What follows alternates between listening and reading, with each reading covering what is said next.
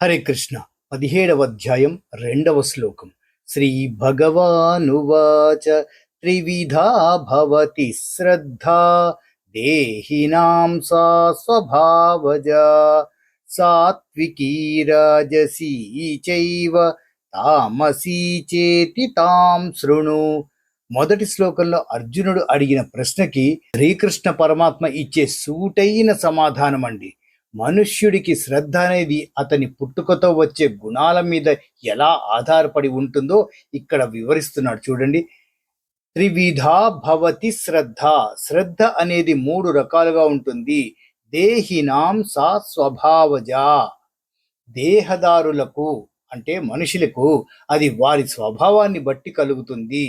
సాత్వికి రాజసి చైవ తామసి చ ఇతి. అవి సాత్విక, రాజస మరియు తామస శ్రద్ధలు. తాం శృణు, వాటి గురించి విను. శ్రీకృష్ణుడు ఇలా చెప్తున్నాడండి, ఓ అర్జున, మనుషుల పూర్వకర్మల సంస్కారాల వల్ల ఏర్పడిన వారి స్వభావాన్ని బట్టి వారి శ్రద్ధ సాత్విక, రాజస, తామస అని 3 విధాలుగా ఉంటుంది. దాని గురించి ఇప్పుడు వివరిస్తాను, సరిగ్గా విను అంటున్నాడు. స్వభావజ, స్వభావం నుంచి పుట్టింది.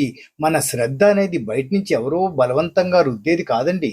మన గత జన్మల వాసనలు, మన ఆలోచన తీరును బట్టి మనకు ఒక రకమైన శ్రద్ధ ఏర్పడుతుంది. మనం దేనిని నమ్ముతామో, దేని వైపు ఆకర్షితులమవుతామో అదే మన శ్రద్ధ.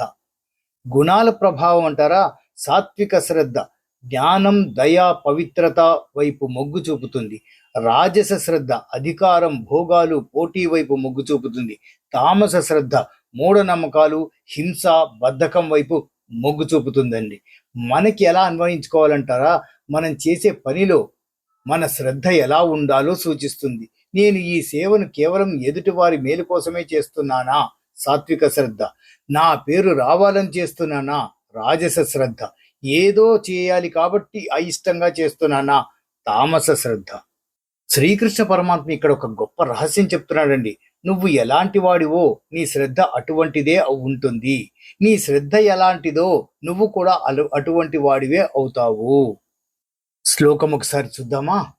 శ్రీ భగవానువాచ త్రివిధా భవతి శ్రద్ధా దేహినాం సా స్వభావజా సాత్వికీ రాజసీ చైవ తామసీ చేతి తాం శృణు. హరే కృష్ణ.